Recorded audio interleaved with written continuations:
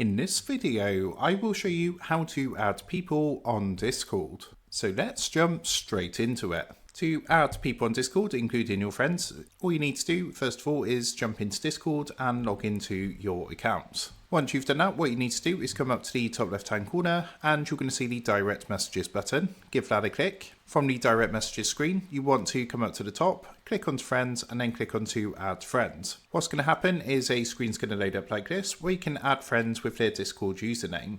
So what you need to do is make sure you've got your friend's Discord username, enter it into the box here, just like so, and then click the send friend request button. Now, as you can see, you're going to get a confirmation message saying success, your friend request to your person was sent, and all they need to then do is log into their Discord account and accept your friend request to be added to your Discord. So that is how to add people on Discord. With that being said, I hope this quick tutorial did help you out today. And if this did help you out, I would really appreciate it if you was to consider dropping down below the video, leaving a like, and also subscribing to the channel. With that being said, I just want to take a minute, thank you guys for watching this quick tutorial, and I will see you in the next video.